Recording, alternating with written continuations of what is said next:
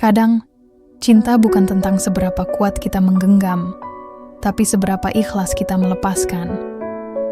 Ini adalah kisah Doni, seorang mekanik sederhana yang belajar bahwa menunggu tak selalu berakhir dengan kepulangan, tapi bisa juga menjadi jalan pulang untuk dirinya sendiri. Kadang hidup memberikan kita harapan yang manis, hanya untuk kemudian mengajarkan arti kehilangan.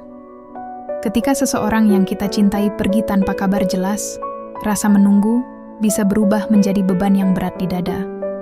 Cerita ini adalah tentang Doni, seorang pria sederhana yang belajar merangkai kembali hidupnya setelah ditinggalkan oleh wanita yang ia cintai pergi ke negeri asing. Sebuah perjalanan yang penuh luka, haru, dan akhirnya kebangkitan. Mari kita ikuti langkahnya dari detik pertama kepergian, hingga menemukan arti baru dalam perjalanan hidup yang tak pernah sederhana. Doni hidup dalam kesederhanaan yang ia syukuri setiap hari. Ia bukan sarjana, bukan pula pria bermobil, tapi tangannya terampil dan hatinya jujur.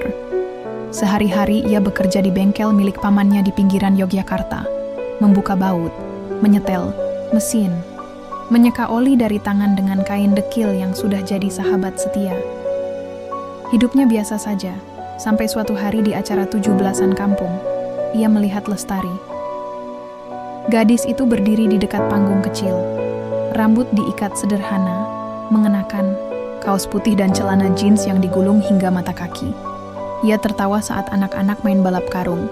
Doni tak tahu mengapa, tapi suara tawa itu menggema lebih lama di kepalanya dibanding suara knalpot racing motor yang biasa ia servis.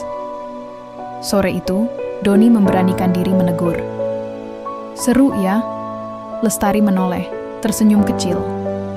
"Iya, udah lama nggak lihat lomba beginian. Kamu anak sini juga?" Percakapan itu mungkin sederhana, tapi bagi Doni, itu awal dari segalanya. Mereka mulai sering bertemu. Kadang hanya duduk di warung, berbagi gorengan dan kopi panas. Doni bercerita tentang hidupnya di bengkel. Lestari bicara tentang mimpinya, kerja di luar negeri, membantu orang tuanya yang sudah renta, membangun rumah mungil untuk masa depan. Di Jepang, gajinya bisa 5 kali lipat dari sini, kata Lestari suatu malam. "Kalau bisa kerja 2 tahun aja, aku bisa bantu bayar utang bapak, nyekolahin adikku, dan ya, siapa tahu bisa mulai hidup baru." Doni mendengarkan dengan mata teduh. Ia tahu, Lestari bukan perempuan yang bisa ia tahan dengan kata manis saja. Ia harus kuat, harus bisa jadi tempat bersandar yang layak. Suatu hari, Lestari mengutarakan niatnya mendaftar program caregiver ke Jepang. "Kalau aku berangkat, kamu bakal nungguin aku, kan?" tanyanya pelan. Doni diam sejenak, lalu mengangguk. "Aku nggak janji jadi orang sukses pas kamu pulang, tapi aku janji tetap di sini, tetap nungguin kamu." Mata Lestari berkaca-kaca. Mereka tahu, jalan ini tak akan mudah. Tapi saat itu, mereka yakin cinta bisa menyeberangi jarak. Cinta bisa bertahan selama ada yang mau menunggu. Dan Doni, dari lubuk hatinya yang paling dalam, sungguh siap untuk menunggu. Hari keberangkatan Lestari tiba lebih cepat dari yang Doni bayangkan. Pagi itu, ia mengantar Lestari ke Bandara Adi Sucipto. Tak banyak kata yang terucap. Mereka hanya duduk berdampingan di bangku tunggu, menggenggam tangan seperti dua orang yang tahu waktu mereka akan terhenti sementara.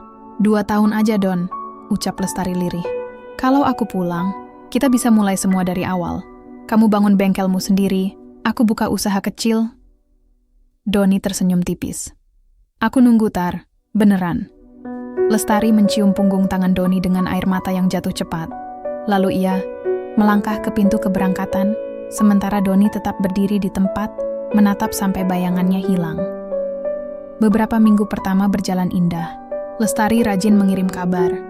Kadang foto makanan Jepang yang aneh-aneh, kadang pemandangan salju yang membuat Doni terheran. "Lah, kayak garam ya," katanya waktu lihat salju pertama kali lewat video call. Malam-malam Doni menjadi istimewa. Ia akan selesai dari bengkel jam 9, membersihkan tangan dan duduk di bangku kayu dekat sawah, membuka ponsel dan menunggu panggilan. "Capek, Don, tapi seru juga. Aku rawat nenek-nenek Jepang yang cerewetnya kayak anak kecil," kata Lestari, suatu malam sambil tertawa. Doni suka dengar suara itu, suara yang menghapus lelahnya hari itu. Ia mulai menabung. 1.000-2.000 rupiah setiap hari disimpan dalam kaleng bekas biskuit. Ia bahkan mulai menggambar denah rumah kecil di belakang bengkel. Biar pas kamu pulang, langsung ada tempat buat kita. Tulisnya dalam surat yang ia kirim lewat pos Lestari, membalas dengan gambar bunga sakura yang ia lukis di kertas putih. Buat taman depan rumah kita nanti, tulisnya. Namun seiring waktu, segalanya mulai berubah perlahan. Pesan mulai terlambat dibalas. Video call yang tadinya setiap malam berubah jadi seminggu sekali. Lestari sering bilang, "Maaf Don, capek banget hari ini." Kadang hanya satu emoji dikirim sebagai balasan. Doni mencoba mengerti. Ia tahu kerja di negeri orang tak mudah. Tapi jauh di lubuk hatinya, ada rasa khawatir yang tumbuh. Pelan, tapi nyata. Meski begitu, ia tetap menunggu. Tetap menabung. Tetap memandangi langit malam yang sama dan berharap perempuan itu masih menatap bintang yang sama juga dari kejauhan. Doni mulai merasakan perubahan. Bukan dari apa yang Lestari katakan, tapi dari apa yang tak lagi ia ucapkan. Dulu, setiap hari ada kabar. Kadang hanya pagi Don, atau tadi nenek panti ngompol, lucu deh. Tapi sekarang, pesan-pesan itu makin jarang. Beberapa kali Doni bangun tengah malam dan melihat ponselnya tetap sepi. Ketika ia menanyakan, Lestari menjawab singkat, "Maaf ya, capek banget. Kerjaan makin banyak." Doni menanggapi dengan sabar. "Iya, nggak apa-apa. Jaga kesehatan ya." Tapi hatinya mulai bertanya-tanya. Dulu, Lestari selalu punya tenaga untuk mengirim satu kalimat pun. Sekarang, bahkan emoji pun tak ada. Suatu malam, Doni duduk sendirian di depan rumah. Kaleng tabungannya sudah hampir penuh. Ia membayangkan rumah mungil dengan taman kecil yang pernah Lestari lukis. Tapi bayangan itu mulai buram, seperti kabut yang datang pelan-pelan menutupi pandangan. Keesokan harinya, Doni mencoba menelepon, tak diangkat. Ia mencoba lagi malamnya, tetap tak dijawab. Hingga akhirnya, pesan pendek masuk. "Don, kita perlu bicara." Jantung Doni berdetak cepat. Ia tahu, tak ada hal baik yang datang dari kalimat itu. Tapi ia tetap menelepon, dengan harapan yang diam-diam masih hidup. Telepon tersambung, tapi suara di ujung sana bukan tawa yang ia rindukan. "Maaf Don," ucap Lestari dengan suara pelan, nyaris tak terdengar. Aku bingung. Aku nggak tahu harus ngomong apa." Doni diam. Hanya napasnya yang terdengar. "Selama di sini, aku ketemu banyak hal. Orang-orang baik. Kehidupan yang beda banget. Kadang aku mikir, apa mimpi kita masih relevan?" "Maksudmu?" tanya Doni pelan, suaranya pecah. "Aku nggak mau bohong. Ada seseorang yang deket sama aku di sini. Aku belum tahu kemana arahnya. Tapi aku nggak mau kamu nungguin aku terus tanpa kejelasan." Dunia Doni runtuh dalam satu kalimat itu. Tapi ia tetap tenang. Ia menutup telepon tanpa marah. Ia hanya duduk lama sekali malam itu, di bangku kayu, dekat bengkel, memandangi langit yang sepi tanpa bintang. Ia tak menangis. Bukan karena tak sedih, tapi karena sakitnya sudah terlalu dalam untuk keluar sebagai air mata. Beberapa hari setelah panggilan terakhir itu, Doni masih mencoba percaya bahwa semua hanya sementara. Mungkin Lestari hanya butuh waktu. Mungkin dia bingung, lelah, atau tertekan oleh jarak. Doni masih mencoba menjadi jangkar yang kuat, tetap berdiri meski ombak datang bertubi-tubi. Tapi semuanya berubah total ketika suatu sore, Seno, teman Doni sejak kecil, menyerahkan ponselnya. "Bro, gue nemu ini di Instagram." Doni melihat layar. Sebuah foto Lestari berdiri di sebuah taman bunga, mengenakan kimono, tersenyum bahagia. Di sampingnya, berdiri seorang pria Jepang berusia sekitar 40-an. Wajah mereka dekat, tangan pria itu menggenggam tangan Lestari. Doni menatap layar cukup lama, lalu mengembalikan ponsel itu ke Seno tanpa berkata apa-apa. Perutnya mual, tapi bukan karena lapar. Seperti ada batu besar yang jatuh tiba-tiba dan menghantam hatinya.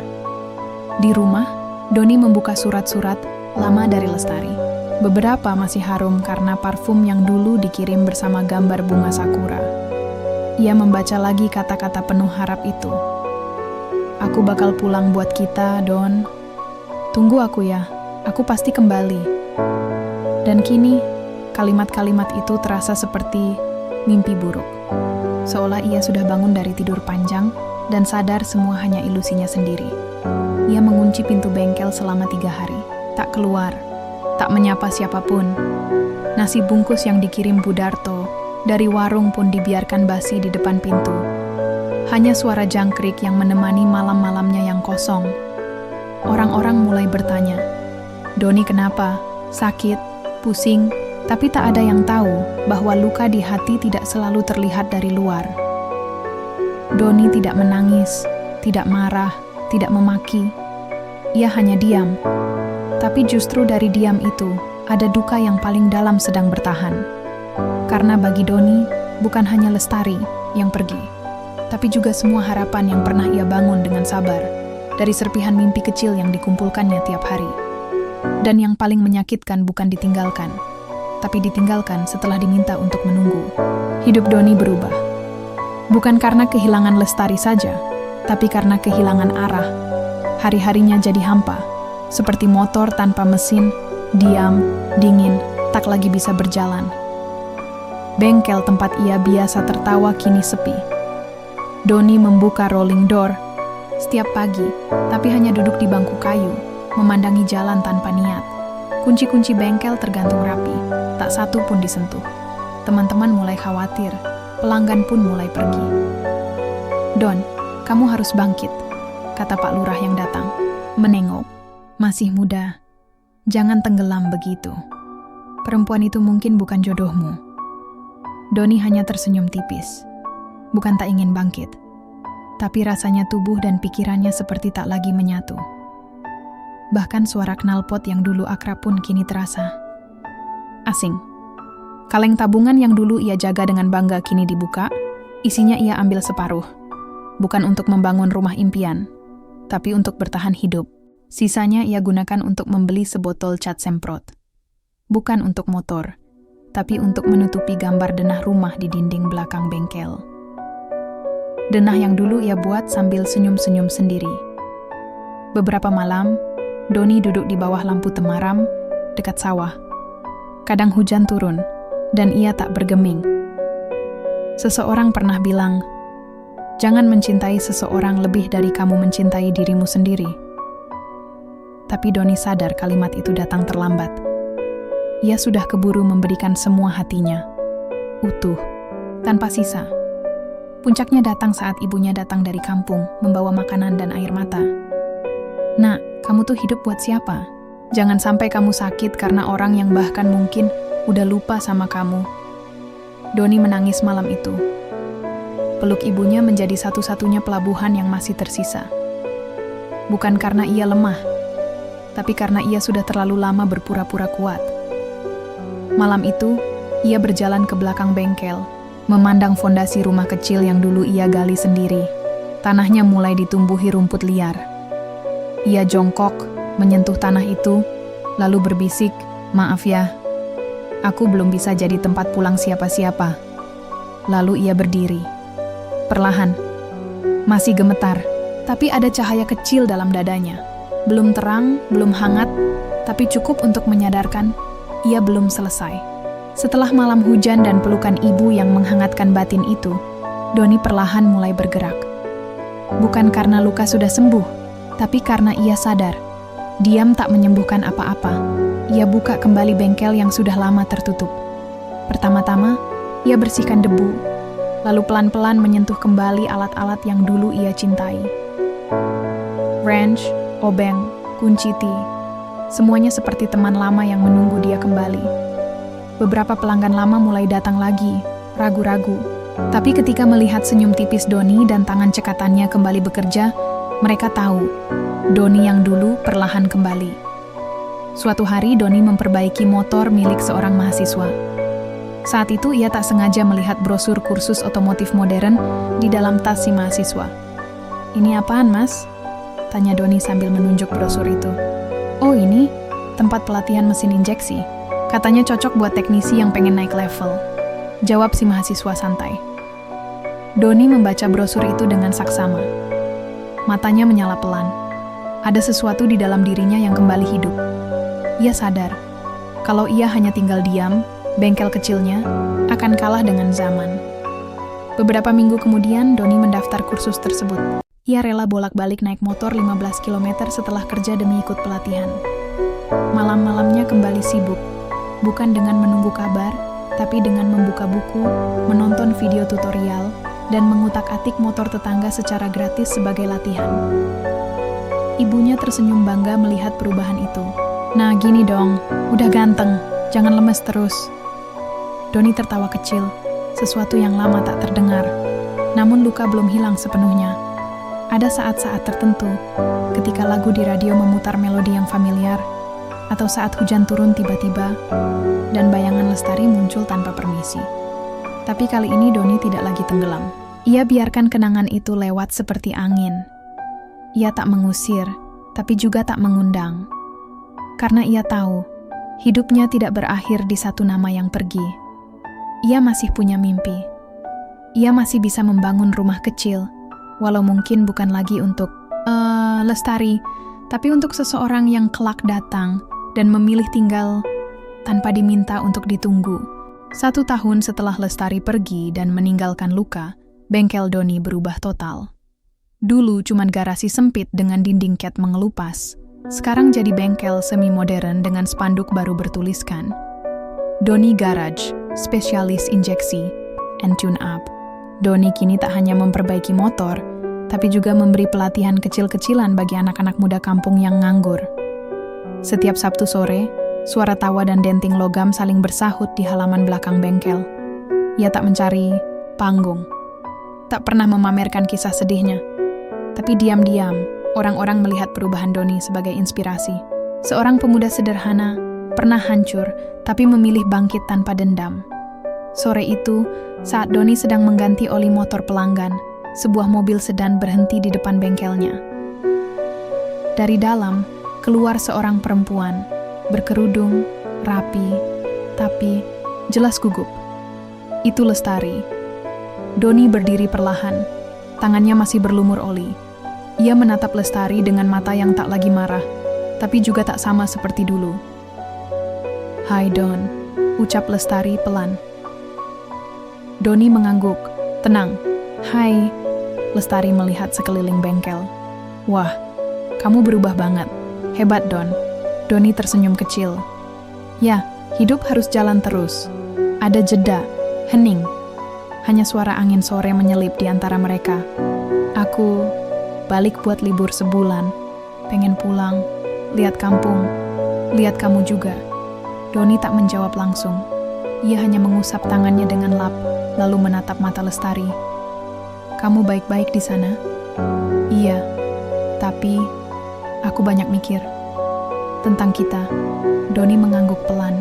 "Aku juga, tapi aku udah selesai mikirnya." Lestari menunduk. Ia tahu, kata itu berarti lebih dari sekadar kalimat. Ia bukan lagi bagian dari hidup Doni, dan mungkin memang seharusnya begitu. "Aku minta maaf," katanya, hampir berbisik. Doni menatapnya dalam-dalam, lalu tersenyum. "Gak apa-apa. Kadang kita memang harus patah dulu, buat tahu arah jalan yang benar." Lestari menahan air mata. Tapi Doni tak mencoba menghapusnya. Ia hanya kembali ke dalam bengkel, melanjutkan pekerjaannya, sementara Lestari berdiri sejenak sebelum akhirnya pergi lagi.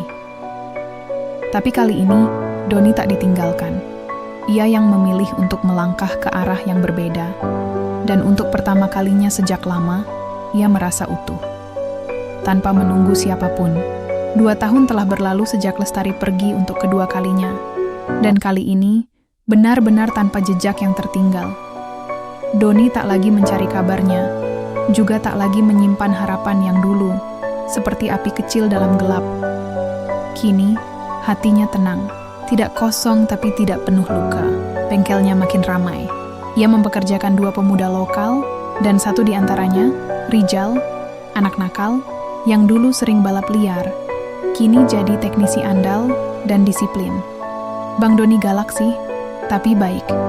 Begitu katanya pada siapapun yang datang. Suatu pagi, Doni sedang menyapu halaman bengkel ketika seorang ibu-ibu berhenti dengan motor Matic. "Mas, ini kok motor saya bunyinya kayak tikus ya?" Doni tertawa. "Boleh saya dengerin dulu, Bu? Tikusnya kita usir bareng-bareng." Ternyata ibu itu datang bersama anak perempuannya, guru honorer baru yang ditugaskan di kampung sebelah. Namanya Rara. Rara tidak secantik Lestari, tapi ada sesuatu dalam dirinya yang sederhana dan jujur. Ia tidak bertanya kenapa Doni belum menikah, tidak pula mengungkit masa lalu. Mereka hanya sering mengobrol, kadang soal motor, kadang soal murid-muridnya, yang suka lupa bahwa PR obrolan itu pelan-pelan jadi kebiasaan. Rara datang bukan karena motornya rusak, tapi karena katanya, angin sore di sini lebih adem. Doni tidak menyangkal, tapi ia tahu sebenarnya bukan anginnya yang membuat suasana jadi hangat. Suatu senja, Doni mengajak Rara duduk di fondasi, rumah kecil di belakang bengkel, tempat yang dulu ia gali untuk mimpi bersama seseorang yang telah pergi. Kini tanah itu kembali ia ratakan, tapi dengan rencana yang berbeda. "Aku dulu pernah nunggu seseorang terlalu lama di sini," kata Doni lirih. "Tapi sekarang, kalau kamu mau, aku nggak perlu nunggu siapa-siapa lagi." Rara hanya tersenyum, menggenggam tangan Doni. Tidak menjanjikan langit, tidak bersumpah akan selamanya, tapi genggaman itu cukup. Karena Doni tahu, rumah yang ingin ia bangun tak butuh lagi gambar dari masa lalu. Cukup dengan batu bata hari ini, dan keyakinan bahwa esok akan lebih baik. Doni menatap langit senja, masih jingga seperti dulu, tapi kali ini tadi tidak menunggu siapapun. Ia berjalan berdampingan dengan hati yang baru dan langkah yang lebih tegak.